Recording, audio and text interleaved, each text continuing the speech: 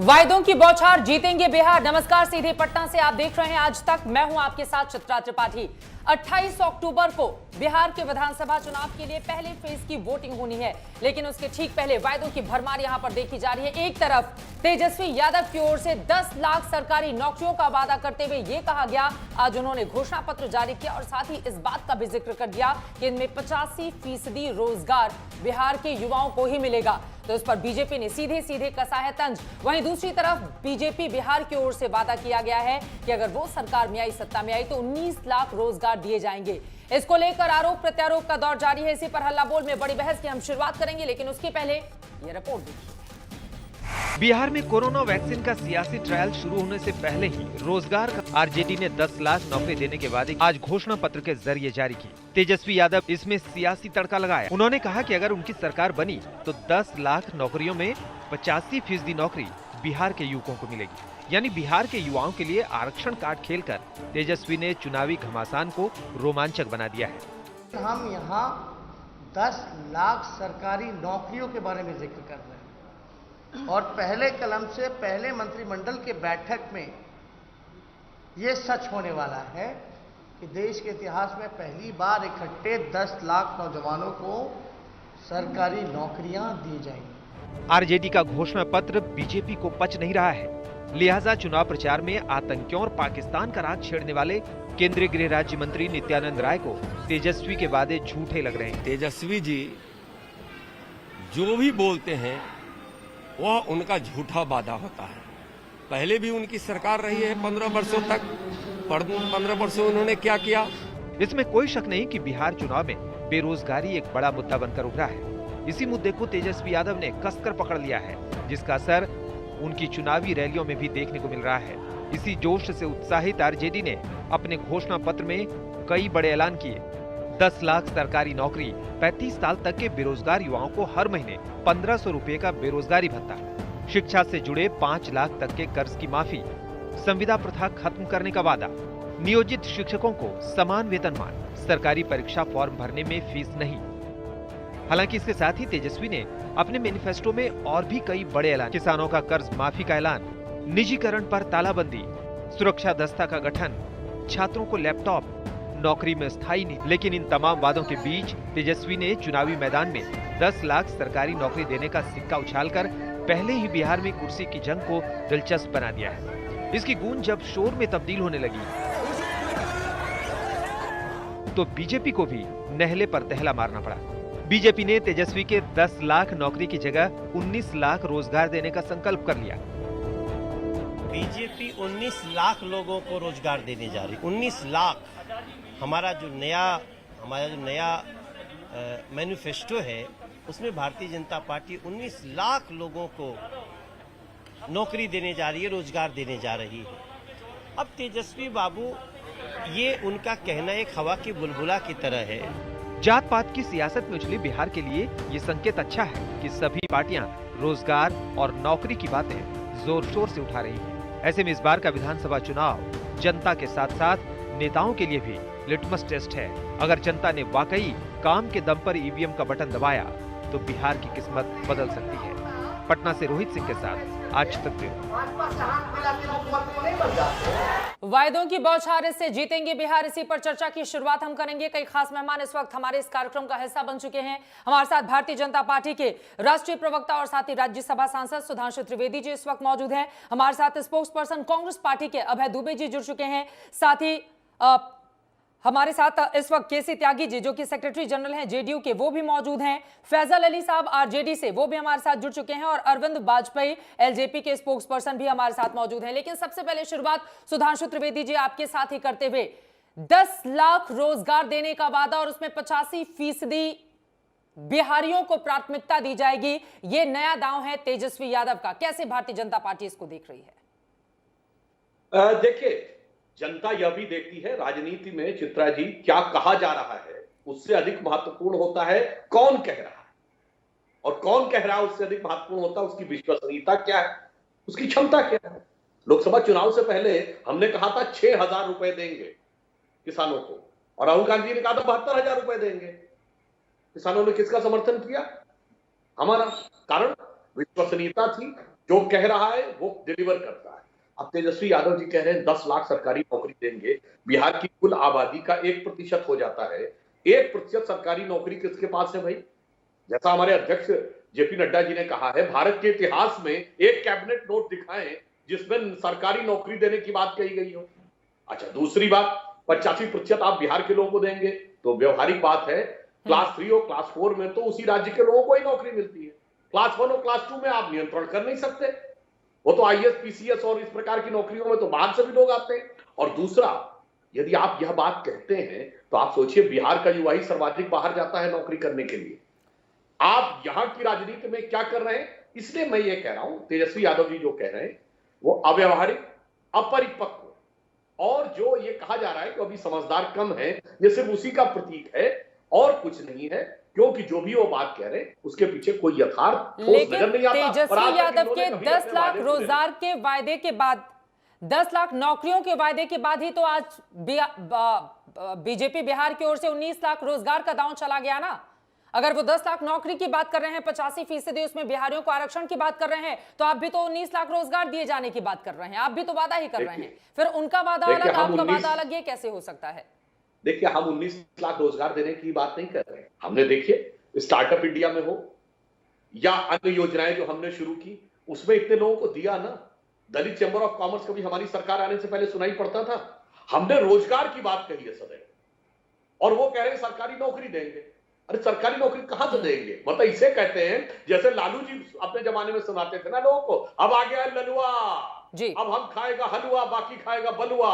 तो अब भैया बिहारी बलुआ खा रहा है तब से आज तक। तो जिस ढंग के ये जो झांसा देने वाली राजनीति थी जो 30 वर्ष पूर्व थी, मुझे लगता है बिहार का युवा बहुत समझदार, बहुत परिपक्व, राजनीतिक दृष्टि से वो इस झांसे में नहीं आने वाला। आरजेडी क्या झांसा देने की कोशिश कर रही है?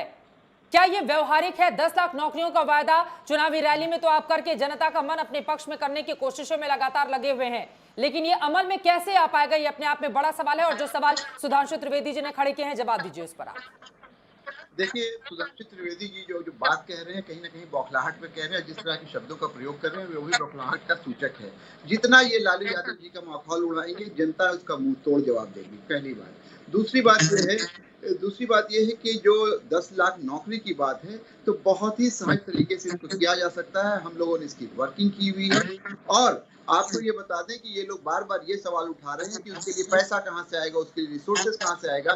शायद सुधांशु त्रिवेदी जी दिल्ली में रहते हैं, उनको बिहार के हकीकत का पता नहीं है और बिहार में ज्यादा ध्यान नहीं दिया है। बेचारे अपनी कॉन्स्टिट्यूंसी संभालने के चक्कर में उत्तर प्रदेश में कुछ कर पाए। चलिए, राज्यसभा चले गए हैं तो अब बिहार की ओर थोड़ा शायद ध्यान दें। इनको ये बता दूं कि इनकी जो डबल इंजन की सरकार है बिहार में, उसने अभी तक जितने भी बजट लाए हैं उसमें से 55 से 60% ही व्यय कर पाई है और 40% बजट का हिस्सा है एलोकेटेड अमाउंट का 2,13,000 करोड़ में से जो बनता है 80,000 करोड़, वो बचा है। वो हर साल बचता है, हर साल के बजट में हम उसका उपयोग करेंगे, बल्कि उसका सदुपयोग करेंगे और ये सारी व्यवस्थाएं हम सुचारू रूप से करेंगे। हमने पूरी वर्किंग की हुई है कि जो हमारे पास अभी स्थिति है, 1.25 लाख तो हमको मेडिकल सेक्टर में जॉब की आवश्यकता है, 3 लाख शिक्षण और शैक्षणिक संस्थानों में रिक्तियां हैं। तो इन सारों को भर करके हम लोग करेंगे। और ये जो अभी जेपी नड्डा साहब कह रहे थे कि बिहार आजाद भारत के इतिहास में नहीं हुआ है, मैं आपको बहुत ही संजीदगी से बता रहा हूँ चित्रा कि आजाद भारत इस बात को याद रखेगा कि पहली बार कोई ऐसा चुनाव हुआ, राज्य स्तर का चुनाव हुआ, जिसमें एक पार्टी रोजगार के मुद्दे पे चुनाव लड़ती है और रोजगार के मुद्दे पे चुनाव जीत करके भारी बहुमत से सरकार बनाती है। और 21 साल सुधांशु त्रिवेदी जी का नौजवान जल्दी से जवाब दीजिए, उसके बाद केसी त्यागी साहब मैं फौरन आपके पास आती हूँ। तमाम दूसरे मेहमान भी जुड़े हुए हैं। सुधांशु जी वो कह रहे हैं कि अगर आजाद भारत के इतिहास में अब तक नहीं हुआ तो ये कहानी अब बिहार लिखेगा। मैं सिर्फ फैजल अली साहब से ये जानना चाहता हूँ, जो इन्होंने कहा जब इनकी सरकार थी तो 23,000 करोड़ रुपए का बजट होता था, अब 2,13,000 का है बजट। इसमें कितना वेतन मद के है, जरा आप बताएंगे? वेतन के मद में कितना आवंटन है, आप बताइए। हमें सारा बजट दे देंगे वेतन, बोलिए बताइए वेतन का मद कितना है, आप बताइए। सुधांशु त्रिवेदी जी, आप पढ़े लिखे समझदार आदमी, मेरे ही इसीलिए मैंने आपसे, आप समझदार आदमी थे, तभी मैंने आपसे पूछा कि बजट में वेतन का कितना हिस्सा उससे एग्जिस्टिंग लोगों के अलावा आप कितने लोगों को रोजगार देंगे। आपको मालूम होना चाहिए कि बिहार में आज की स्थिति में सिर्फ 3,10,000 सरकारी कर्मचारी हैं। तो आपको इस बात, इन सारी चीजों का ज्ञान होना चाहिए। दूसरी बात यह है कि आपने अभी एक बात और कही कि कौन वादा कर रहा है उसकी विश्वसनीयता भी कहीं ना कहीं देखी जाती है। तो मैं बहुत विश्वास के साथ कहता हूं कि ये वो लोग नहीं कह सकते जिन्होंने 2 करोड़ रोजगार का और नौकरी का वादा किया था और आज 6 साल के बाद भी भारत के लोग देख रहे हैं कि क्या हुआ उस रोजगार के वादे का। तो जो लोग पहले से झूठे साबित हो चुके हैं, जिन्होंने पहले से 15 लाख रुपए का वादा किया और उससे मुकर गए, और आज खुद आपकी चैनल पे कह रहे हैं कि हमने 19 लाख रोजगार देने की बात की है, नौकरी देने की बात नहीं की, पहले ही ढुलमुल कर रहे हैं, तो उन पर बिहार की जनता विश्वास नहीं करेगी। बिहार की जनता ने हमेशा देश को नई दिशा और इस बार फिर करेगी। जल्दी से सुधांशु जी अपनी बात जल्दी से सर कंप्लीट कीजिए, उसके बाद बाकी लोगों को हो गई फैजल अली साहब आपकी बात। सुधांशु जी जल्दी से। क्या हकीकत निकल गई कि 3,10,000 सरकारी कर्मचारी हैं और 10 लाख लोग ऐड कर देंगे।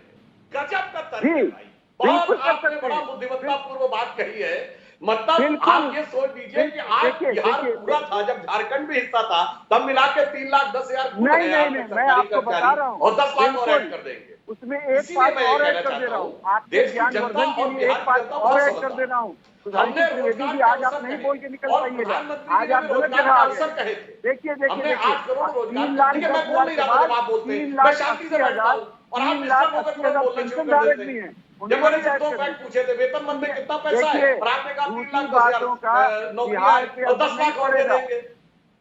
देखिए सुधांशु त्रिवेदी जी, आप खुद अपने को कंट्राडिक्ट कर रहे हैं, आप खुद कंट्राडिक्ट कर रहे हैं। हम बिल्कुल कह रहे हैं, कौन कर रहा है दिखाई पड़ रहा है। मैं आपकी बात शांति से सुनकर अपनी बारी का इंतजार कर रहा हूँ। चलिए ठीक है, अब ये तुम्हारा रोजगार मेरे रोजगार से ज्यादा खराब है, इससे आगे बढ़ते हुए ठीक है, समझ गई। अब कौन सच्चा कौन झूठा इसका फैसला तो जनता करेगी, लेकिन मैं केसी त्यागी साहब आपको लेकर आना चाहूंगी। देखिए, एक तरफ 19 लाख का रोजगार, दूसरी तरफ वर्सेस 10 लाख सरकारी नौकरी का ये वादा, लेकिन इन सब के बीच नीतीश कुमार पर एक तरफ न सिर्फ महागठबंधन हावी है, बल्कि चिराग पासवान भी सवाल खड़े कर रहे हैं। उनकी ओर से अब ताजा बयान ये सामने आया है कि दरअसल उपलब्धि के नाम पर बीते 15 सालों का कुछ है नहीं, तो बार बार लालू प्रसाद यादव के जंगल राज का डर दिखाने की कोशिश करते हैं नीतीश कुमार। केसी त्यागी जी। देखिए चित्रा जी, जब चुनाव होता है तो जो शासक दल है वो अपनी उपलब्धियां गिनाता है और जो विरोधी दल है, जो विपक्ष में है, वो कमियां खामियां गिनाते हैं। ये सिलसिला चलता रहता है। अल्टीमेटली लोकतंत्र में जनता मालिक होती है। जहाँ तक चिराग जी के सवालों का जवाब देना है तो वो मेरे लिए थोड़ा मुश्किल होता है, चूँकि रामविलास जी से मेरे भी 40-45 साल के रिश्ते रहे हैं और मेरा ये बाकायदा अफसोस है कि वो राजनीतिक भाषा का इस्तेमाल नहीं कर रहे हैं। भारतीय जनता पार्टी के सारे नेता नरेंद्र मोदी जी से लेकर के नड्डा जी तक कह चुके हैं कि वो एनडीए का हिस्सा नहीं है। अमित शाह जी कह चुके हैं कि वो अधिक सीटें मांग रहे थे, हमारे लिए देना मुमकिन नहीं था, वो एनडीए छोड़ करके चले गए। अब वो कह रहे हैं कि मैं एनडीए का मोदी जी का भी हूँ, अमित शाह जी का भी हूँ, नड्डा जी का भी हूँ। उनका ये कहना है कि 15 साल की उपलब्धियों के नाम पर ज्यादा कुछ है नहीं, इस वजह से बार बार जंगल राज का रट लगाए रहते हैं नीतीश कुमार। वो तो ये कह रहे हैं कि अपनी उपलब्धि को क्यों नहीं जनता के सामने रखते हैं, बार बार जंगल राज की बात सबसे ज्यादा क्यों करते हैं नीतीश कुमार? चित्रा जी, ये आरोप हमने रामविलास जी पर या चिराग पासवान जी पे थोड़ी लगाया। उनको क्यों अफसोस है? इसका जवाब देने के लिए मेरे मित्र बैठे हुए हैं, फैजान अली साहब आरजेडी के, उनकी पार्टी पर, उनकी सरकार पर, उनके नेता पर लगाया, नंबर 1। नंबर 2, जो लॉ एंड ऑर्डर की सिचुएशन उनके कार्यकाल में थी उस पर तो खुद उनके सुपुत्र तेजस्वी यादव जी अफसोस कर चुके हैं कि हाँ, अतीत में हमसे गलतियां हुई थी। तो जो अतीत में गलतियां हुई थी उसका रिमाइंड अगर हम अपने इलेक्टेड को याद दिलाते हैं तो इसमें कौन बुरी बात है? हमारी भी उपलब्धियां हैं, एक इतने पन्ने भरे पड़े हैं हमारी उपलब्धियों के, ऐसा नहीं है। उनको भी आरोप लगाने का अधिकार है, लेकिन 15 साल जो नहीं हुआ था, जो हमने किया है, तो उसका तुलनात्मक अध्ययन तो जनता को करना ही है। हम कैसे कह सकते हैं कि आप विल्डरनेस में कैसे कह सकते हैं? आप 10 लाख नौकरियों की बात कर रहे हैं, हमने हर घर बिजली पहुंचाई है, ये कोई मामूली उपलब्धि नहीं। 2015 में हमने घोषणा की थी हम वोट मांगने नहीं आएंगे अगर घर घर बिजली नहीं आएगी, आई। हमने वादा किया है कि 2020 तक जल का नल घर घर जाएगा, जबकि केंद्र सरकार की घोषणा 2024 तक है। लिहाजा वो हमने करके दिखाया। इतनी सड़कें जो आपके साथी घूम रहे हैं, श्वेता जी हैं, अंजना जी हैं, आप सड़कों का हाल उन्हीं से पूछ लीजिए। पहले तो सड़कें जैसी थी हमको पता है, हम तो लालू जी के भी साथ रहे, रामविलास जी के भी साथ रहे, सब लोगों ने साथ ही काम किया, बाद में अलग हुए हैं। लॉ एंड ऑर्डर की सिचुएशन ये थी कि दिन छिपता था, थाने भी छिप जाते थे, शहाबुद्दीनों के राज थे, वो तय किया करते थे कि फिरौती की रकम कितनी होगी। आज जो रोजगार देने की बात हो रही है, उस समय तो रोजगार जो फिरौती थी कि कितनी अभय दुबे फिरौती जी होगी, जवाब कितनी देना चाह रहे हैं इस हर पर। जिले के अरविंद आंकड़े वाजपेयी हैं। मैं आपके पास एक आऊंगी, तीन- लेकिन अभय दुबे जी हाथ खड़ा कर रहे मुझे हैं। ठीक समय है सर, दीजिएगा, अभय मेरी दुबे बात जी की इतनी आखिर सारी पर आया है। उपलब्धियां तो उन्होंने गिनवा दी है अपनी सरकार चित्रा की। जी, उन्होंने कहा है चित्रा बिजली जी, दिया, सड़क दिया, इनका पानी जवाब दिया, देना रोजगार जरूरी भी है। हमने जितना हो सकता था चित्रा दिया, जी। फिर भी आप लोगों को कम लगता है सब कुछ। देखिए, त्यागी जी के लिए मैं बड़े सम्मानीय आदरणीय मैं बहुत आदर करता हूं, लेकिन बिहार में एक बड़ी अच्छी कहावत है, बड़ संग रहियत तक खइये बीड़ा पान, छोट संग रहियत तक कटहिए दूर नुकान। ये अच्छी संगत में रहते, कांग्रेस आरजेडी के साथ थे तो उपलब्धियां थी, अभी प्रधानमंत्री जी सर्टिफिकेट दे गए। और इतना ही नहीं, जो सस्टेनेबल डेवलपमेंट गोल अभी प्रधानमंत्री जी ने स्वयं ने एक रिपोर्ट जारी की, उसमें नीतीश कुमार जी को फिसड्डी बाबू सिद्ध किया। बिहार में करीब 4 करोड़ 21 लाख, सबसे ज्यादा बिहार में हिंदुस्तान के। ग्रॉस एनरोलमेंट रेशो 13.6, बिहार का सबसे कम युवा जो कॉलेज में जाते हैं, 80 लाख युवाओं को दरकिनार कर दिया। ड्रॉप आउट रेट बिहार की सबसे अधिक, 58% गर्भवती महिला एनीमिक।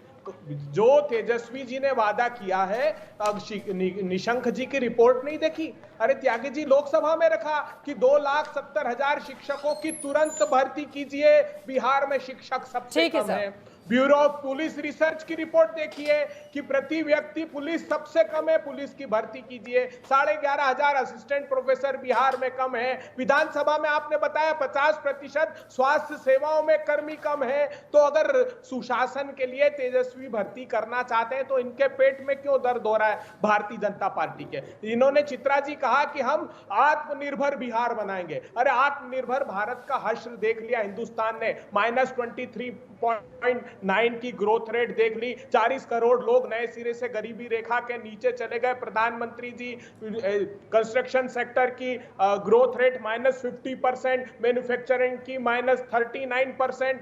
तो ये आत्मनिर्भर भारत था, तो आत्मनिर्भर बिहार का क्या हाल करेंगे आप? ये बिहार का नागरिक समझ गया है और बदलाव की बयार बह रही है बिहार में। इस बार तेजस्वी तैयार है। लेकिन आप कहां खड़े हैं? कर्जा माफ, कांग्रेस पार्टी कहां खड़ी है? बेटियों को कांग्रेस पार्टी तेजस्वी यादव के पीछे कब तक खड़ी रहेगी? आत्मनिर्भर बनने की जरूरत तो आप लोगों को भी है बिहार में। बिहार की तरक्की नाम के लेवा लिए भी बहुत हम सब मुश्किल से साथ मिलता हैं। है। बिहार की तरक्की के आगे हैं के लिए साथ आए हैं, और ये महागठबंधन है, ये महाविकास का परिचायक है बिहार के।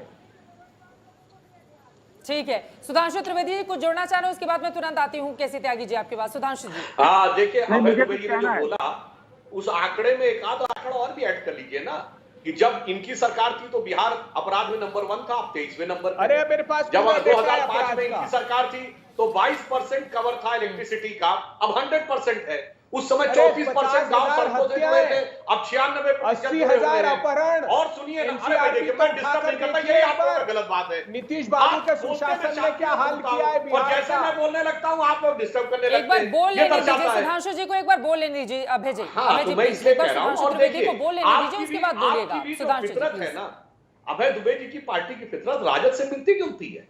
अरे भाई, ये भी नारा देते हैं। इंदिरा जी 1970 में नारा दी गरीबी हटाओ, और 2013 में सोनिया गांधी 43 साल के बाद कह रही थी 2/3 लोगों को 2 जून का खाना नहीं मिल रहा है, खाद्य सुरक्षा देनी है। बिल्कुल और वही है जो अभी फैजल अली साहब ने कहा कि 3,10,000 नौकरियों में से कितनी लालू यादव जी के समय में मिली, ये अगर बता दे तो मैं भी बिहार की एक कहावत आपको बताना चाहता हूं। पूरे उत्तर भारत के ग्रामीण क्षेत्रों में एक कहावत है अभय दुबे जी, जो आप दोनों पार्टियों में फिट बैठती है। क्या?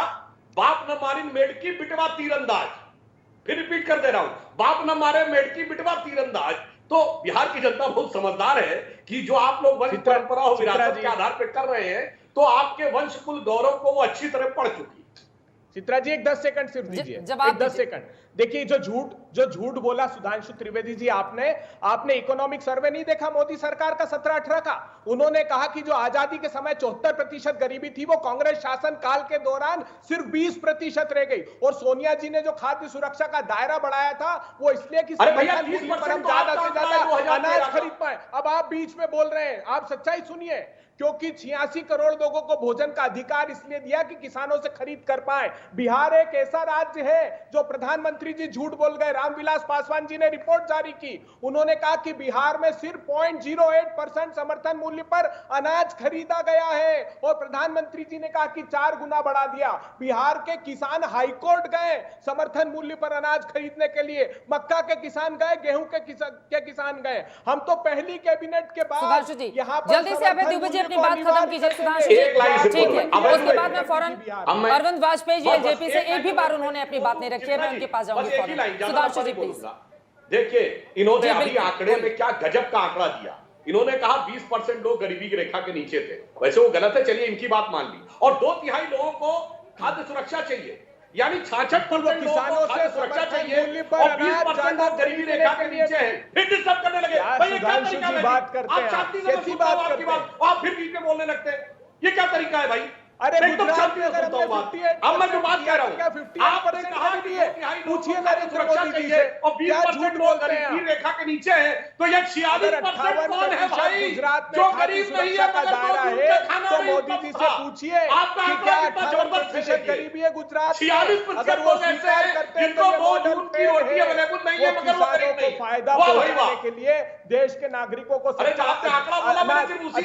आंकड़ा सुन लीजिए। फिर आप एक बड़ा खुलासा किया है, आज तक बहुत बड़ा खुलासा किया है पटना हाईकोर्ट ने। ये रिपोर्ट ठीक है, ये हम तू मैं में नहीं पढ़ेंगे, मुझे लगता है इसे थोड़ा आगे बढ़ना चाहिए। सुधांशु जी आपसे भी, अभय दुबे जी आपसे भी, ठीक है हो गया, दोनों लोगों की बात हो गई है।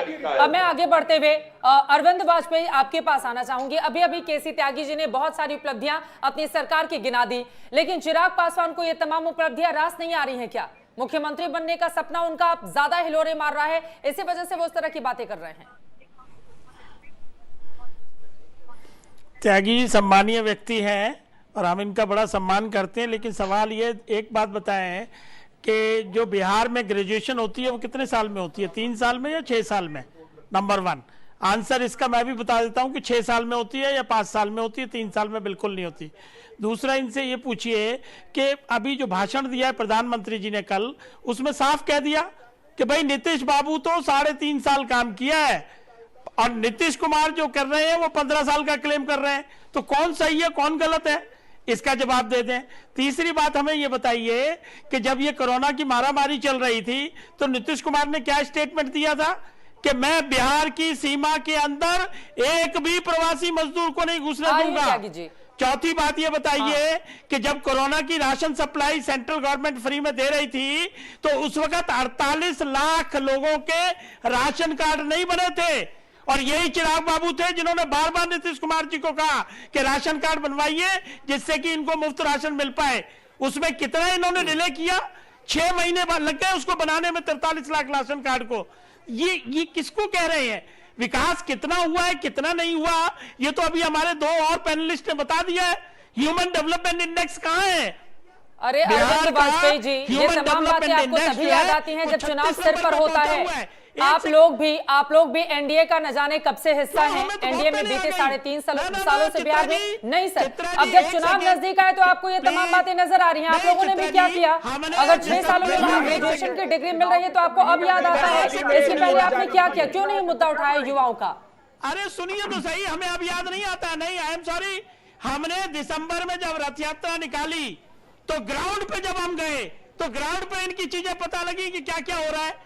ये प्रेस कॉन्फ्रेंस में और चुनाव के माहौल में ये चीजें कह रहे हैं, ये इससे पहले हमको पता चली और हमने चिट्ठी लिखना स्टार्ट कर दी as a constructive suggestion, but वहां से कोई रिस्पॉन्स ही नहीं आता। बार बार चिट्ठियां लिखे, बार बार उनको टाइम मांगे कि भैया हम आपके गठबंधन के हिस्सा हैं, ये चीजें हैं, इनको ठीक करिए, लेकिन नहीं की गई। सात निश्चय बड़ा इनका फेवरेट स्टार कार्यक्रम है, उसमें कितना करप्शन हो रहा है। यानी कि आपकी बातों को नीतीश कुमार ने अनसुना कर दिया। आप चिट्ठियां लिखते रहे, उसका कोई जवाब नहीं आया सरकार की ओर से। समझ गए आपकी बात। जो गंभीर सवाल आपने खड़े किए हैं केसी त्यागी जी, आप इसका जवाब दीजिएगा। यहीं से चर्चा में हम आगे बढ़ेंगे। इसके साथ ही आपको बताते चले कि इस बिहार के विधानसभा चुनाव में 75 लाख वोटर ऐसे होंगे युवा जो 23 साल से कम उम्र के हैं, वो पहली बार वोट डालने के लिए जाएंगे। और इन्हीं युवाओं को निभाने के लिए, जिनके कुल आबादी 12.5 करोड़ में तकरीबन 58% के आसपास है, इन्हीं को लुभाने की कोशिश के तहत ये सारी कवायद चल रही है। युवाओं का पलड़ा किस ओर जाएगा, किस तरफ युवा करेंगे मतदान और कौन सी पार्टी युवाओं को लुभा पा रही है, इसका फैसला तो यहाँ की जनता करेगी। लेकिन चर्चा में आप लगातार सुन रहे हैं कि युवाओं को अपने मत में करने के लिए किस तरह की कोशिशें राजनीतिक दलों की ओर से की जा रही। वायदों की बौछार ऐसे जीतेंगे बिहार, लगातार हल्ला बोल में इसी पर आप चर्चा हम देख रहे हैं। अपने मेहमानों के पास में जाऊं, लेकिन उसके पहले आपको याद दिला दें, आज रात 8 बजे आज तक पर सुपर एक्सक्लूसिव इंटरव्यू बीजेपी के राष्ट्रीय अध्यक्ष जेपी नड्डा का आप जरूर देखिएगा, जिसमें ठेठ बिहारी इंटरव्यू हर मुद्दे पर खुलकर बेबाक राय उनकी ओर से रखी गई है। अब मैं आ जाती हूं वापस जिस मुद्दे पर हम चर्चा कर रहे हैं। और फैजल अली साहब, कल प्रधानमंत्री नरेंद्र मोदी ने 3 जगहों पर बिहार में रैलियां की। पहली सासाराम, गया और उसके बाद भागलपुर। कुल 75 मिनट तक प्रधानमंत्री नरेंद्र मोदी ने बिहार के लोगों को अलग अलग जगहों से संबोधित किया, जिनमें 19 मिनट तक सारा का सारा फोकस आपके शासनकाल के दौरान जो जंगल राज था उसी पर रहा। अब ये बात तो सच है ना कि लोगों को कैसे समझाइएगा कि आपके समय में जब सरकारी नौकरियां या किसी भी तरह की नौकरियां लगती थी तो पीएम की ओर से इस तरह की, और बीजेपी के नेता भी लगातार आरोप लगा रहे हैं कि दरअसल घूस दिए जाते थे, उस समय स्थिति अच्छी नहीं थी। तो अब वो 15 साल के शासनकाल को लेकर जब आप आगे बढ़ेंगे तो तस्वीर कैसे बदल देंगे, जिसका वादा आपके नेता की ओर से की जा रही है।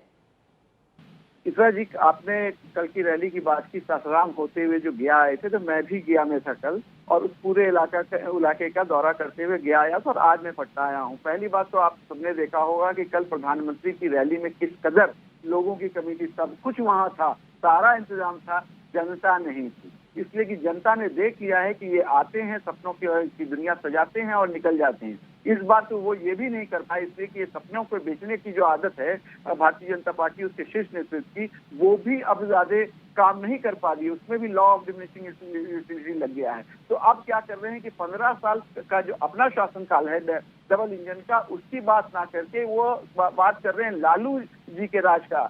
तो ये सीधी सी एकदम स्पष्ट बात है कि लालू जी की राज का बात तो होगा ना, आपके राज में क्या कुछ हुआ उसका जिक्र तो होगा ही। देखिए, लालू जी ने अपने शासनकाल में अगर दबे कुचले गरीब और बैकवर्ड को अगर स्वर दिया, बोलने की आजादी दी, अपने हक की लड़ाई लड़ने के लिए मौका दिया, तो उनको ये हंगामा जंगल राज का लगने लगा। उनको ये लगने लगा कि ये दलित शाम के 6 बजे के बाद अगर लोग अपने घरों से बाहर नहीं निकल पाए, दिन दहाड़े गोलियां चलती हो, आप कह रहे हैं कि दबे कुचलों को आवाज देने के काम की गई थी। मैं आपके माध्यम से चैलेंज करता हूँ आज इन दोनों को कि एक भी उस पीरियड की ऐसी रिपोर्ट दिखा दे एनसीआरबी की या किसी भी ऐसी मानव संस्था की जिसमें इस तरह का कोई जिक्र हो। ये सुधांशु जी लोग हैं, मैं चैलेंज कर रहा हूँ इस बात। सुधांशु जी, ठीक है, सुधांशु जी जवाब दीजिए। नहीं है, कैसे त्यागी साहब, मैं तुरंत आ रही हूँ आपके पास, मैं फौरन आ रही हूँ। अबे जी आपके पास भी। मान्यवर फैजल अली साहब, रिपोर्ट की आवश्यकता नहीं है। ये जंगल राज शब्द हमने नहीं दिया, यह पटना हाईकोर्ट ने दिया,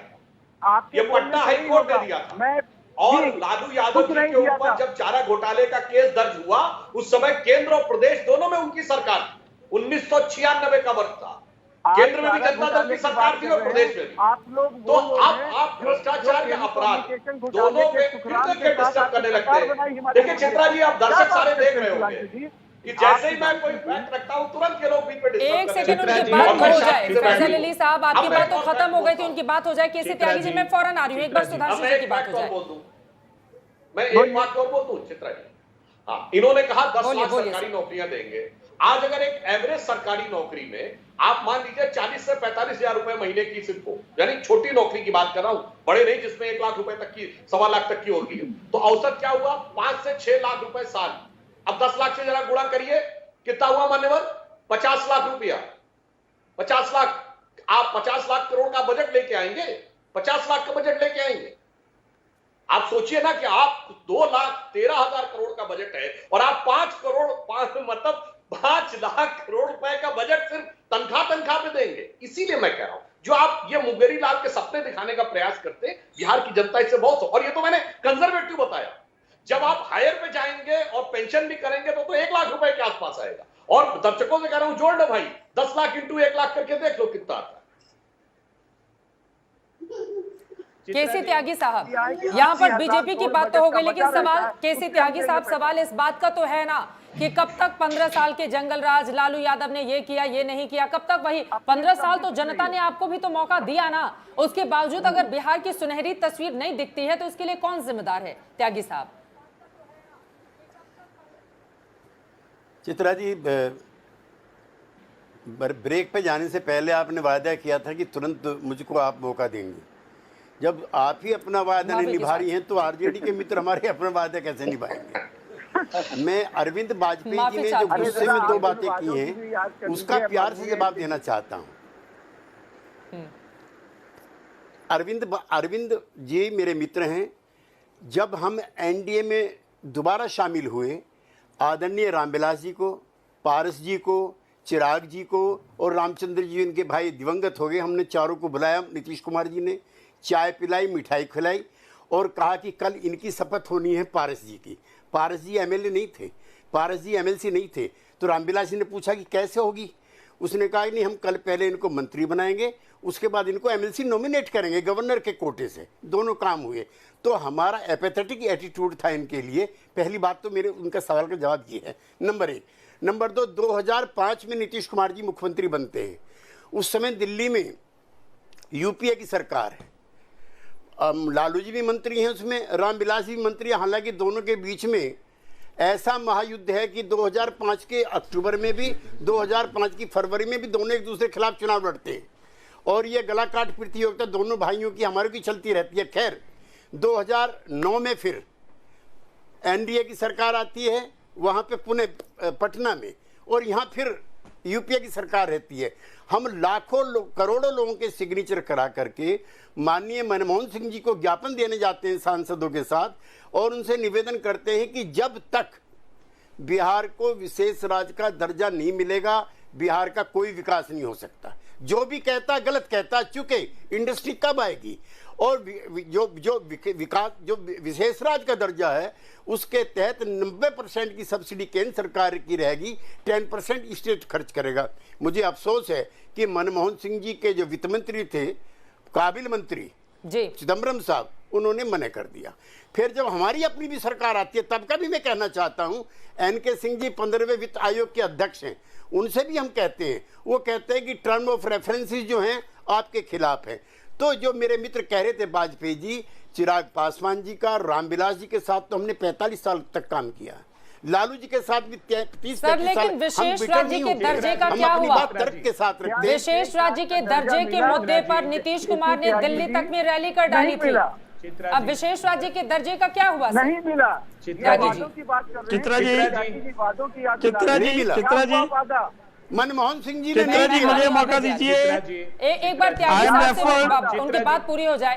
चित्रा जी पहले हमें दीजिए मौका। विशेष राज्य के दर्जे का क्या हुआ? चित्रा जी आते हैं, त्यागी साहब जवाब दीजिए, क्या हुआ विशेष राज्य के दर्जे का? 3.5 साल से तो आप लोग हैं ना सरकार में। आरके सिंह जी ने मना कर दिया कि दे ही नहीं सकते। चित्रा जी, मुझे लग रहा है आवाज नहीं जा रही है त्यागी साहब। बताइए अरविंद वाजपेयी जी, बताइए। अभय जी, मेरे पैनलिस्ट दोस्त हैं, बोलिए।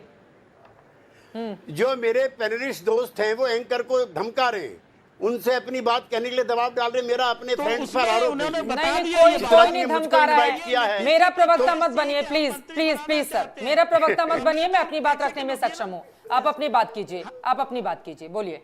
वो कोई नहीं धमका रहे हैं, बताइए। चित्रा जी, मैं ये कह रहा हूँ कि अभी विशेष राज्य का साहब, दर्जा, एक बार अरविंद वाजपेयी जी की बात हो जाए, एक बार बात हो जाए, फिर मैं लौट रही हूँ आपके पास। अरविंद वाजपेयी जी, आप जल्दी से अपनी बात रखिए, वरना फैजल अली बोलने नहीं देंगे आपको। हमने उनको रिक्वेस्ट नहीं की थी।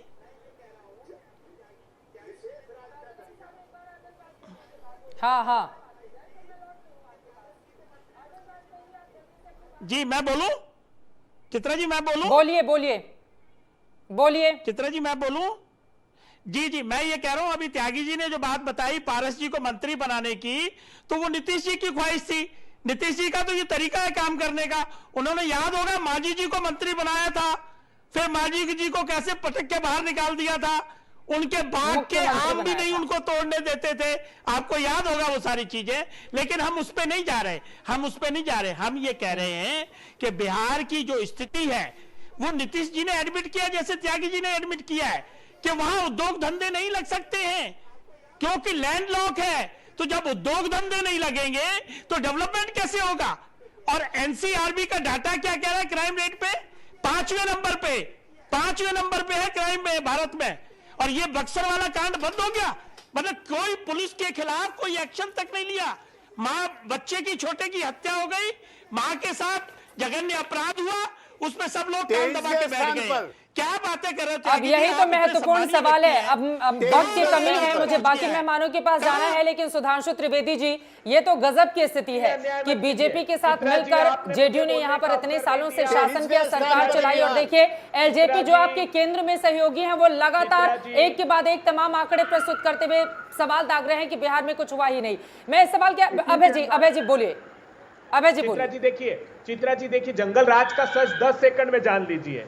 जब 2005 में लालू जी के वक्त में हत्या का प्रयास 3,307, आज नीतीश के मंगल राज में 7,196, किडनैपिंग अपहरण होती थी 2,693, आज होती 9,935, दंगे के प्रकरण थे 7,651, आज है 10,276, जघन्य अपराध उस समय होते थे 24,773, आज होते हैं 44,407। और जो मुजफ्फरपुर का विश्व का सबसे बड़ा यौन शोषण 34 महिलाएं, बच्चियां, नाबालिग बच्चियां, उसकी मंजू वर्मा को टिकट दिया, इससे घृणित अपराध और कुछ नहीं हो सकता। तो असली जंगल राज तो यह है, प्रधानमंत्री जी अपनी खुद की रिपोर्ट पढ़कर नहीं आते। सुधांशु जी, क्लोजिंग कमेंट आपका। अब मैं बोल लूं, अभय दुबे जी, अपेक्षा करूंगा कि अब आप बीच में नहीं बोलेंगे। पहला, मैं अपनी बात पुराना दोहराए देता हूं, यह ऑब्जर्वेशन पटना हाईकोर्ट का था। दूसरा, आपने बड़ा बताया कितनी एफआईआर दर्ज होती थी लालू जी के जमाने में। यह बताइए, जब चुनाव आते थे तो क्या खबरें आती थी कि वहां कट्टे बनाने के कारखाने मिल रहे हैं, अपहरण फिरौती उद्योग हो रहा है। बताइए, डिस्ट्रिक्ट मजिस्ट्रेट की हत्या कर दी गई थी भीड़ के द्वारा, जिलाधिकारी की हत्या हो जाए और उसके बाद कुछ नहीं होने पाए। याद करिए, जेएनयू के नेता चंद्रशेखर की सरेआम हत्या कर दी गई। आज मिलकर भले ही माले वालों के साथ ये चुनाव लड़ रहे हैं। इस ढंग की घटनाएं इतनी आम थी। और 100 बातों की बात, जब लालू जी का शासन था तो लालू जी क्या कहते थे? Don't cast your vote, vote your cast, यानी अपना मत मत दीजिए, अपनी जाति को भी मत दीजिए। आज जब बिहार की जनता विकास के लिए कह रही है, आज जात बिरादरी के लिए नहीं कह रही है, इसीलिए मजबूरी में आपको भी ठीक है सर, वक्त की कमी है, इस वजह से माफी के साथ आपको रोकना पड़ा है। आप तमाम मेहमानों का बहुत शुक्रिया हमारे साथ इस चर्चा में शामिल होने के लिए। लेकिन एक कम से कम अच्छी बात बिहार की राजनीति में इस बार देखने को यह मिल रही है कि जाति पाति की राजनीति से इतर अब कम से कम जो नेता हैं वो रोजगार की बात कर रहे हैं, वो नौकरियां देने की बात कर रहे हैं, और मौजूदा वक्त में यही बिहार की जरूरत भी है। बिहार के मुद्दे पर हम चर्चा कर रहे थे कि किस तरह से अब बेरोजगारी को दूर करने की बात, रोजगार दिए जाने की बात यहां पर की जा रही है। 10 लाख नौकरियों का वादा एक तरफ तेजस्वी यादव कह रहे हैं तो 19 लाख रोजगार दिए जाने का वादा भारतीय जनता पार्टी की ओर से कही गई है। अब जनता के दिल में ये वादे कितना घर करते हैं, कितनी जगह बनाते हैं और किसकी बनाती है ये जनता सरकार, इस पर बनी रहेगी आज तक की नजर। पटना से हल्ला बोल में अभी के लिए बस इतना ही, लेकिन एक बार फिर से आपको याद दिला दे, रात 8 बजे भारतीय जनता पार्टी के राष्ट्रीय अध्यक्ष जेपी नड्डा के साथ ठेठ बिहारी सुपर एक्सक्लूसिव इंटरव्यू आज तक पर जरूर देखिएगा। देखते रहिए। नमस्कार, मैं हूं अंजना ओम कश्यप। हमें उम्मीद है ये वीडियो आपको पसंद आया होगा। लेटेस्ट खबरों के लिए यूं ही देखते रहिए आज तक, और इस वीडियो के पसंद आने पर लाइक, शेयर एंड सब्सक्राइब करना ना भूलें।